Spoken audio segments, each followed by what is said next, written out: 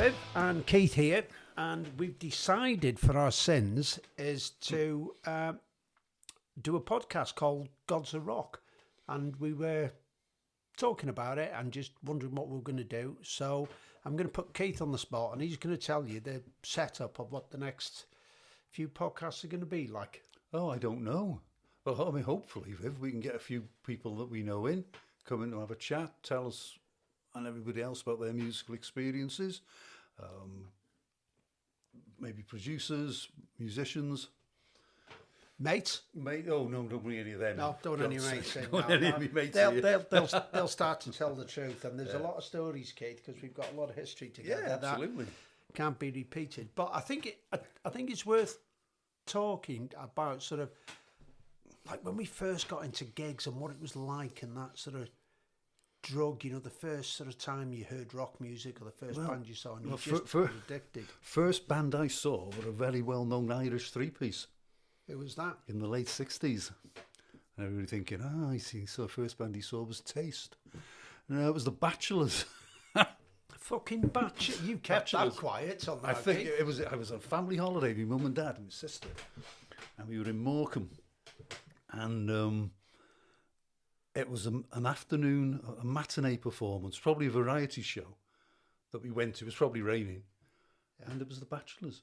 Bachelors. First band I ever saw live. Yeah, it was on guitar. An Irish bloke.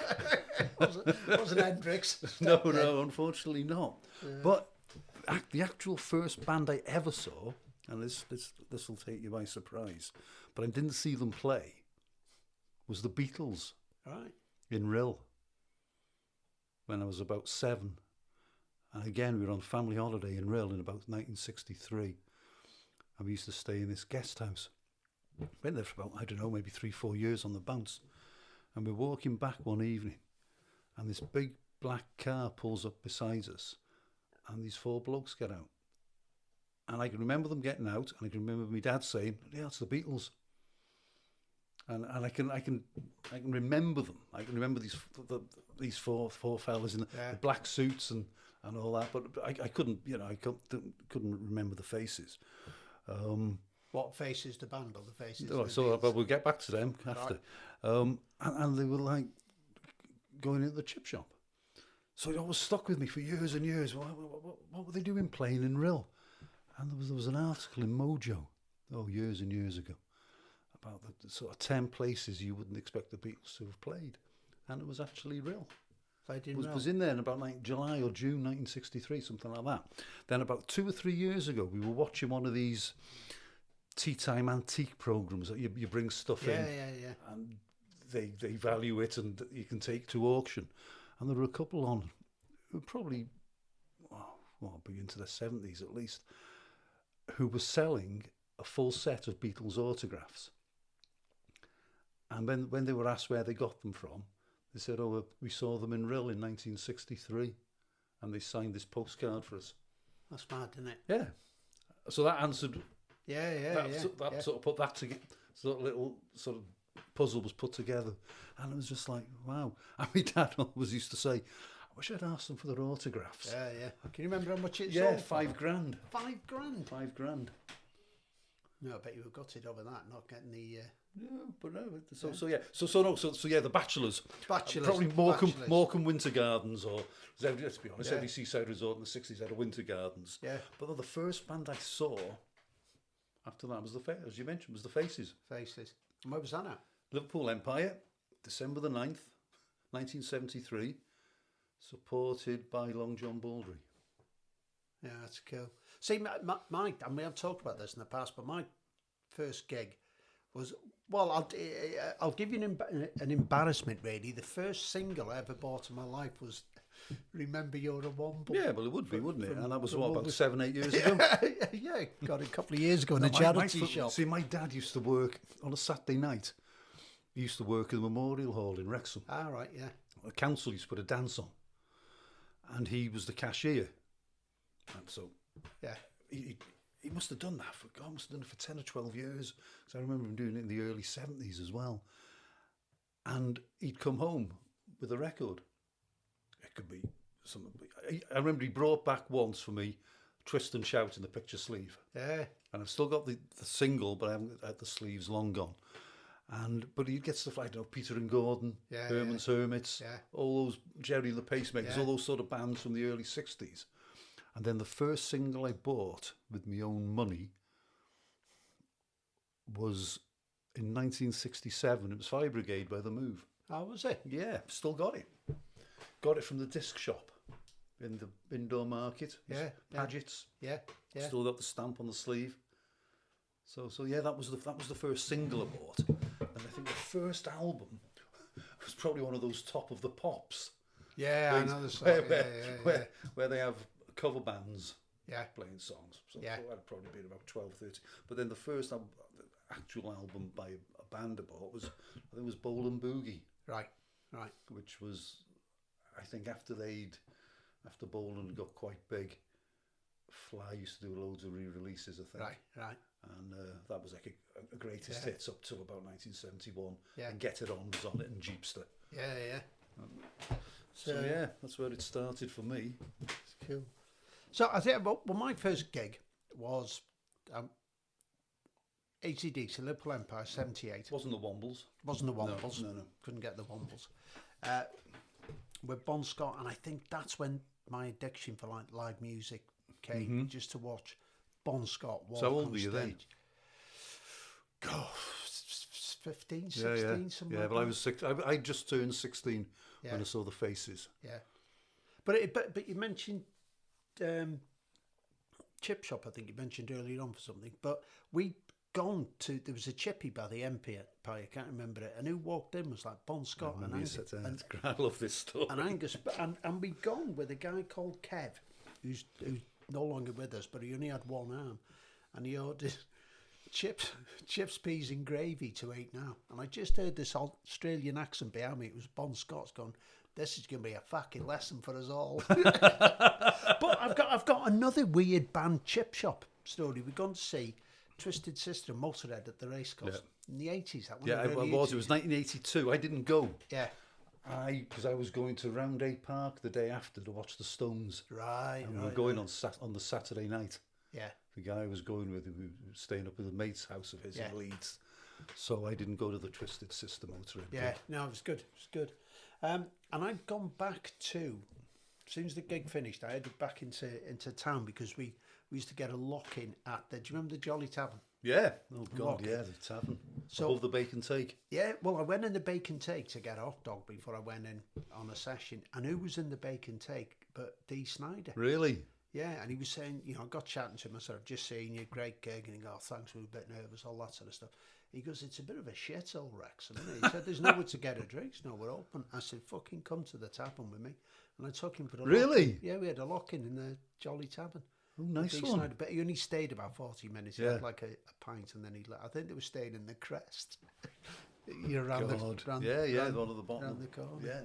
So, but I think, we'd gone last week to see the Who. Yeah, so that you'd been to see the Who. Yeah, it was good. And do you know what? Even to this day now, and I'm like 60, I still get a buzz the day you're going to a gig. Yeah, you wouldn't do it if you didn't. No. It's still something you've got to look forward to, especially with COVID. Yeah. Sort of two years plus whatever. Yeah, not going to see bands and then getting a bit jittery about going to see them. Yeah. So no, it's good that it's all happening again. It's like when we went to see the Jim Jones All Stars a couple of months ago. It's great. I mean, you just look forward to it. Yeah, and a good curry before it. Good. What was it? The samosas as well. Yeah. Yeah, good samosas. But I think when you go back to like those early gigs when you were kids, and we'll come on to like Reading, because I think that was the first festival we went together, wasn't it? Yeah, my first festival was Nebworth in '76. Yeah, it was the Stones and Leonard Skinner. Oh yeah, see, that's a gig I've always been jealous of. 10cc, Todd Rundgren, Hot Tuna, and the Don Harrison Band. Yeah, and it was me, Night Shepherd. Yeah. AD. Yeah. John Roberts and a girl called Janet. And Nigel's dad took us down in a hire. We hired a car. Yeah. His dad drove us down there, dropped us off in Stevenage. We walked to the venue, to Nebworth Park. Yeah. Then my dad came in a hire car, picked us up on the Sunday morning. Yeah. Stones went off at about 1:50 to 2 o'clock. They were late coming on, all sorts of rubbish going on. Apparently Keith Richards got lost in Nebworth House. Did he? Who knows? And must have got back to the tent best part of 3 o'clock in the morning. It's that really, really hot summer. Yeah. And didn't even bother getting into the tent. No. Just keeled over outside and fell fast asleep. Yeah, that was good. I mean, first festivals, they're always... Yeah. They're always like, it's nothing you've ever experienced before. I think those are festivals these days are good. I mean, I've been to a few in the last 7 or 8 years. But, yeah, you got all that... You're more stamina. Yeah. Keep going for longer. And the other thing is like back in the day, you could literally just fucking rock up in the field in your car. Yeah. And you'd park your tent, pitch your tent next to it. And you could pretty much sit there and watch the bands if you didn't want to get in the thick of it. I mean, Reading was good. I loved Reading. I think my first one was in 77. Just went for the Sunday. Went down with a bloke I worked with, Trev Shaw. Interesting guy. He had a Bonneville with a hand change gear stick. Right. Because what foot do you change gear with on a bike? On your left. Your left. Well, he'd lost his leg above the knee. Right. So he couldn't use So he had a stick to move. So he had a stick to do it with. Yeah, that's cool. And I can remember we were going through a village in Oxford, Woodstock. And as you're coming out of Woodstock, there's a really sharp bend, and he's shifting. Yeah. And it was probably the first time I've ever been on the back of a bike. And so your first time on a bike, you went from Wrexham to Reading. Yeah. Yeah. And as you do. That's the way you do it, It is, isn't it? And all I can see is, still see it now. We're going around this bend at whatever speed, and he's changing gear. So he's got one hand on the handlebar and one hand on the gear stick. Yeah. And I'm like, oh, no, this isn't happening. But it was all right, we got there. Yeah. Got back. Because I remember when we went to Reading, Johnson drove, didn't he? And he had like that Granada. Yeah, he had a big Granada, didn't he? Or was that his dad's? Yeah, it might have been his dad's. And we stopped in Woodstock to get beer. And I think Tinny and I had to stay in Woodstock because we bought that much beer we couldn't get back in the car. And then I think you, Shepherd, and Johnson had gone to Reading, and I think... I've no recollection. See, I've got no recollection of that. Yeah. And then Johnson come back for us a couple of hours later. After you drunk some of it? Oh, you're fucking steaming by the time you picked us back up. But see, what's also great about that is, you go back to those stories, and for years, I said, oh, I wish I'd seen Stevie Ray Vaughan and Slade. You had. And we had seen him. Yeah. He just... No. I remember Stevie Ray Vaughan, I remember Slade. Yeah. But I look at the line, I mean, I went from, let's say, 77 till, was it 83 or 80? I don't think there was one in 84. I don't think they get a licence. So I went to about 6. And I look back at the lineups, and you just think, oh, right, okay, saw them. Yeah. You just, because I think you just took it for granted. The band's on, you sat down, Yeah. you're having a beer, Yeah. watching the band. That's great, thanks very much. Yeah. And then, pardon me, the next band comes on. Yeah. But What I liked about Reading was the 2 stages next to each other. Yeah. So you maybe have a 15-minute space, next band's on. Yeah, yeah. And I remember we would pretty much, because, just getting beers down and mooching around. And then as soon as we knew Lee Aaron was coming on. Lee Aaron, remember her? Yeah. Straight to the front. Straight to the front. And then we'd done that. Like I say, there's a lot of things we can't really mention about, what's gone on tour stairs. Speak for yourself. I was a clean living lad. Yeah, well, of course. But there was a thing going around that the more photographs you got taken with someone, Oh, right. I don't think I was involved in that. No, I think you I don't know. Might have been. Yeah, I don't know. But one of our crew, who will remain nameless. With the policewoman. With the policewoman. Yeah. And he won that year outright. Yeah. We won't say what he was doing, but yeah, it was good. It's good. And I've got photos of Reading at home. I've got photos of us at Reading. I've got a picture somewhere and I can't find it, but I've seen it, and I thought when I was cleaning my mum's place, I'd find it. Of you, myself, and Whispering Bob Harris. See, again, I know you've told me about that in the past. I have no recollection of that. And the only reason I got chatting to him, and it was you that said it to me, he was walking up and I stopped. And I said, all right, mate. I said, the Jolly Tavern. And he went, what? I said, no, It's the Golden Lion. I said, I see you drinking in the Golden Lion. And you leant over and said, it's fucking Whispering Bob Harris, you knob. But fair dues, he stood and had his picture taken with us. No recollection, mate. None whatsoever. Yeah. And the other thing Reading was famous for, I had my first ever doner kebab there. Did you? Yeah. And they never tasted as good since. No. Yeah. Really nice doner kebab. But I remember seeing the Kinks there. And I'd always wanted to see the Kinks. And I was just, I was shot at.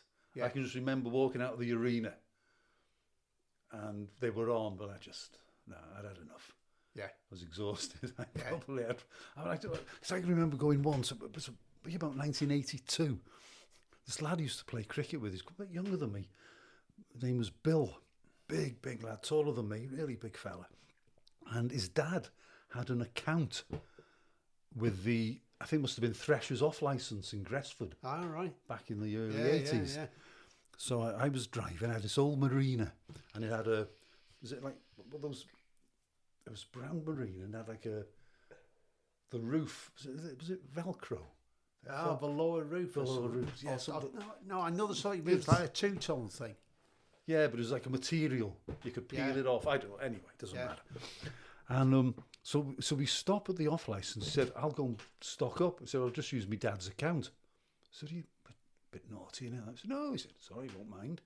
Well, a bit like you with Johnson and that. He's come out with all this beer. I'm thinking, we're not going to drink that. That's just too much. But her Bill was epileptic. And I said to her, look, mate, this is, you don't really want to be doing this. I said, it's a bit done. He said, I'll be fine. All right. So we get stuck into it on the Thursday night. And we might even have gone into Reading, I think. I'm sure we did. And I'm just sort of keeping an eye on him. Yeah, in case he goes. Yeah. So anyway, he seems fine. He said he's taking his meds and he's okay. And then the next morning, we've got out the tent and we're doing beans in the pan, a bit of breakfast and all that. And he's got the can he's opening with a can opener on the roof of my car. And you can just see things aren't right. And he keels over. And he has a seizure. And I'm like, fortunately, there was a guy nearby who knew what to do. Yeah. Put him on his side. He was fine. He came through it. But I'm stuffed because I've got all this beer. And I'm just, and I think we gave most of it away. And it was just so much of it. Yeah. But he was all right. But you could just see his, it just wasn't good. Yeah, yeah. And you'd have the stamina, wouldn't you, for 2-3 days? But I was just to find by about the Sunday tea time. Yeah, because the thing is, you knew you were going home the next day. Yeah. You got to drive back up to Wrexham. Yeah. And you think, you know what? I'm just going to take it easy. I'm driving in the morning. Yeah. Yeah. But I see with festivals. I mean, obviously, you love the days the music's on and all that. I always like the nights before. Always like the nights. That's when we used to go to Glastonbury. We used to love sort of getting. I think we might even have got there the Wednesday a couple of years, but it was always the Thursday. And you get up into the healing fields, all the fields. Yeah. Take a few cans with you. You'd sit around, watch, and you just people watch for hours on end. Yeah. And then you'd sort of be bombarded with a load of average music the next day if you were unlucky. Yeah. That's what I found out at Glastonbury. I think we went about 5 or 6 times, and it became more distant from what we were into. Yeah. To the point where I think the last time we went, I think I saw about 7 or 8 bands. Right. So Metallica, Robert Plant, Jack White, and they were all on the pyramid stage straight after one another. Yeah. So, but yeah, Glastonbury was good. I think the first time we went was 05 or 06. I've never been to Glastonbury. Great, it was all right. Yeah. And I think the thing that again surprised me about going to the first sort of gigs really, because I'd done AC/DC, then I was straight into Thin Lizzy. So that was really good. Then there was Motorhead. Then there was like Priest, Rainbow, Sabbath. It was a lot of gigs quite good. And the thing that struck me from day one was that, because I'd just come from like Wrexham, I'd never seen that many people in one place. And everybody was dressed like fucking me. They had a rock t-shirt on, they had their Afghan coat or their denim jacket and their pumps and all that sort of stuff. And it was just suddenly, it was like, yeah, I found Felt church you, here. yeah, you found a something you belong church. to. Yeah, you Yeah, found yeah. something you belong to. Yeah. I don't know. I mean, I saw the faces in '73. I remember going to see 10cc, probably around '77, because I'd seen them at Nebworth with the Stones. Yeah. And I used to go to Catrevely quite a bit. I saw Thompson Twins. I remember you saying you'd seen them there. 40p. But we saw XTC there. Big Jim Sullivan's Tiger. Yeah. Oh, Kilburn and the High Roads, Ian Jory's first band. Right. Oh, they were great. They were different. And Sassafras, Right. Welsh band. Yeah. They were tidy. They were very good.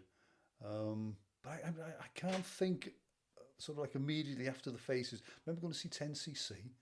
That was in, I think, '77. There must have been bands in between the Faces and 10cc, Yeah. but I can't think who. Yeah. Yeah, no, there's been a lot over the years. Oh, Purple, '75. Yeah. At the Where was that at? Liverpool Empire. Absolute shambles. Was it? And Skinner.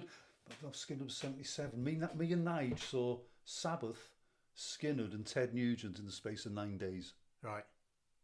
Yeah. at the Liverpool Empire. Yeah. It used to be great for gigs there in Park, didn't it? it And was. if you were upstairs, that balcony fucking moved, But wouldn't it it? did. Saw Graham Parker in the room there. Got backstage after that. Did you? Yeah, me and Mark Hughes and Tony Derwent.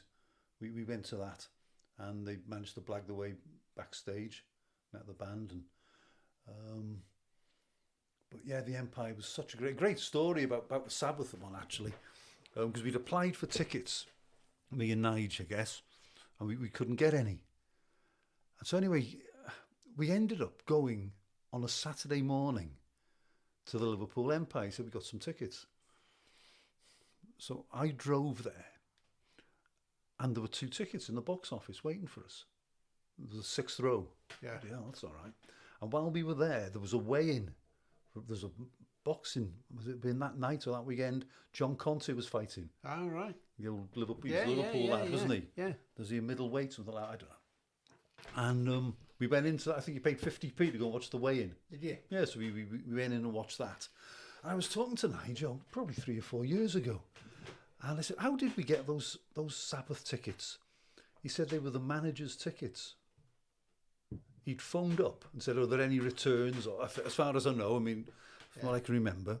And he said no, but he said, the manager says, "I get 2 complimentary tickets for every show that's on here. If you'd like to come in, you can have mine." Oh, And so that's how we got tickets to see Sabbath. I think it was about, '77. Technical Ecstasy tour, maybe. right. And God, we were in the 6th row, and it was just a wall of noise. Yeah, yeah. I mean, it was just so loud. Yeah, it was like nothing I've ever experienced. It was just so phenomenally loud, but it was good. Yeah, and again, like back in the day, you'd have to like wag a day off school. You'd read in like NMA or something when there was a band, and you'd wag a day of school. You get everybody's money, and you go to like Penny Lane Records, or you go Penny somewhere, Lane, wouldn't you? loved Penny Lane. Yeah, just to buy your tickets. That's right, of course, you get tickets to Penny Lane, wouldn't you? Yeah, Maybe yeah. that's where we got a lot of our tickets from. Yeah. I just don't remember. I mean, I'd say you just took it all in your stride. So I went to see Zeppelin in Nebworth in '79. You didn't really think it was such a big deal. Yeah, That was great, we're going to see them. yeah, But you didn't really think, we're just watching Led Zeppelin. yeah. That's all right. But the 79, they were okay, but I'd love to have seen Zeppelin around sort of 74, 75. Yeah, I think the Earl's Court shows would have been great. Steve Gorey went to Earl's Court. Did he? Yeah, he went on his own. Probably be about 17. And he got a train. I'm sure he kept on the station and then got the train home the next day. But he saw them at Earl's Court. Yeah. Wasn't jealous at all. No. But I think that was them at their 73, 74, 75. Yeah. They were probably on the way down a bit in 79, but they were still good. Yeah. It was still a great day. And I think those days of going to gigs is like, especially in the early gigs, because, I'd never travelled much or gone anywhere. So you were going to like Stoke and London, Earl's Court, and, different things. You hadn't got a clue where you were going. No. And you never worried about getting home. There was no way I was ever going to leave a gig 10 minutes early. To get the bus or the train or whatever. No, No, fuck you that. didn't, did you? Thumb it up I mean, straight to the we station, generally, we used to go on those rights trips. Yeah, they used to So do they were always coach trips. decent. Yeah, And one of us would always drive. yeah. I think it was a couple. I mean, I remember going. I always wanted. The first band I wanted ever sent off for tickets for was Mott the Hoople on the '73 tour when Queen supported. When we didn't get them, and so we sent off the Faces, and we got the Faces tickets. So I never actually saw Mott until, was it 2009 when they did Reformed? That was great. But we did try and get to see the British Lions, who were the band probably 2 times removed after Mott, and went with a guy called A.D. Johnson. I think Nige might have come to that. It went as Hillman in, but I think they were playing at Eric's in Liverpool. Yeah. And it broke down. It would do, it's an Yeah. Hillman imp, wouldn't it? Yeah, so it just broke down. I seem to remember A.D.'s sister came and picked us up and took us back to Wrexham. Yeah. So never even got to see the splits of bands either. Okay. But I think is that one of the guys who used to go to gigs with? His brother worked for a sandblasting company.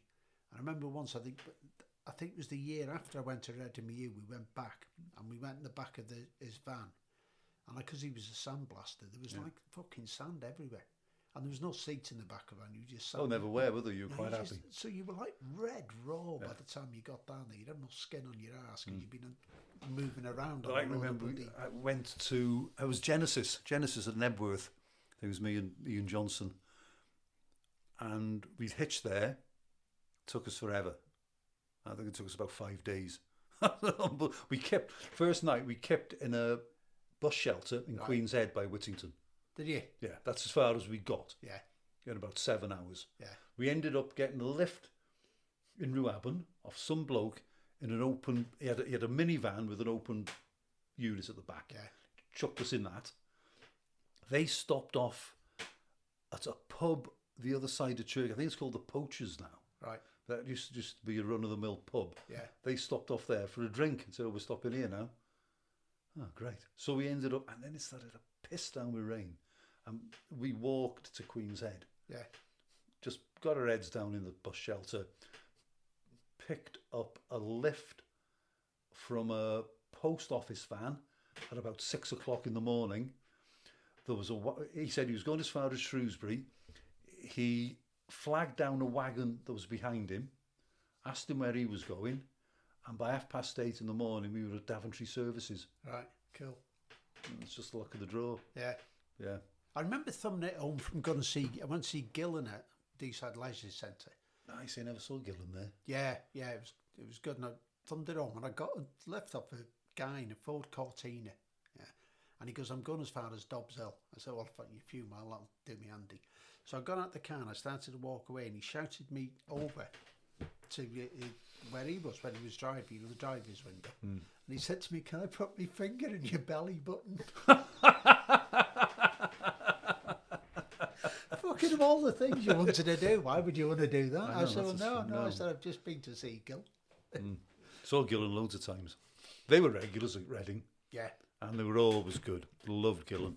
I was listening to, he's got that Japanese album, talking Penny Lane Records earlier. It was the album that became Mr. Universe. But it's a totally different lineup. He's got Colin Towns with him. Yeah. And obviously Gillen. But then there's a guy called Liam Janocki on drums, Steve Bird on guitar, and I think possibly John McCoy on bass. But it's a totally different band, because obviously Bernie Tormey came in. And who was Gillen's drummer? Mick Underwood, I think, was the drummer. But I was listening to that the other night, and I think there's about 4 tracks that went onto the Mr. Universe album. But that, to me, I think Mr. Universe is such a good album. Yeah. I think it's probably just, a lot of people disagree. I think it's a better album than Rainbow Rising. I think it's possibly the best Purple album. Album by ex-Purple members. Yeah, from that Purple family tree. Yeah. So you mentioned Rainbow Rising, which a lot of people say is... That's a great album, but I think Do You Close Your Eyes, Let's It Down. Yeah. Such a naff bloody lyric. Yeah. I've played non-stop now for about 3 weeks in the car. Long Live Rock and Roll album. Some good stuff on that. Yeah. Lady of the Lake. Lady of the Lake. Yeah. Dio's singing on that. No, it is. It's a good album. Great I found album. I had on stage the live album before I actually got round to buying the first album. Oh, well, On Stage was the first Rainbow album I got. And because I liked it that much, I went back the next day to the record shop in Gursel, bought it again, and I've got it upstairs. The only old vinyl I've got now is that. I've never. And so I played listened to stuff on that album that was on the first album, and it seemed, you listen to it after listening to Rainbow On Stage, and it seems really laboured. Yeah. Tracks are slower. I don't think it's got a. I mean, I'm no expert on production techniques and all, quality. But it doesn't sound that good. It sounds as if it could just do with a bit of a boot up the arse, really. Yeah. And but yeah, Rising is a great album. But I just say, for me, if you're looking at it as a complete package, I just think Mr. Universe is possibly a better album. Yeah. And I prefer Gillan to Dio. And to me, vocalists are everything. Yeah. And I think Dio's got a great voice. But for me, Gillan was always the man. Probably because, one of my very, very early albums was in rock. Yeah. It was one of the first albums after Bowl and Boogie. Yeah. Could well have been Deep Purple in rock. Yeah. I'm on about my 4th or 5th copy of it. Yeah. See, I think for me, John Lord is just my, idol as a keyboard player. Unbelievable what he he could was do. like the fucking Hendrix of the keys, Yeah, wasn't he? absolutely. He just A went out lot of what he to did kill was like, if you listen to it, it was almost like he'd keep a rhythm. Yeah. And he just all punctuate the solos. Yeah, And you just pick it up these days, and all the remastered stuff and then the high quality sound you can get. But it's superb. Yeah. Oh, cool. Well, that's sort of like a bit of an intro to what we're about, and we hope you like our vibe. So, as Keith mentioned earlier, we're going to start doing these on a weekly basis. We've got a lot of good mates lined up. They don't know yet. No, they won't know. We'll just invite them around for a cuppa. Yeah, and next thing they know, they're in front of the microphone. Yeah, loving it. And then, we're going to do just things where we'll pick an album or a genre or We can do that. do that. And we're going to take it from here. Yeah, that should be good fun. Hope you enjoy it, those 2 of you who listen to it. Yeah. So Don't be too critical. And we would just like to say as well, a lot of this might not be as accurate as it could be, but a lot of it happened a long time ago. yeah, and things were involved in between. So you've been listening to the Gods of Rock with Keith Viv.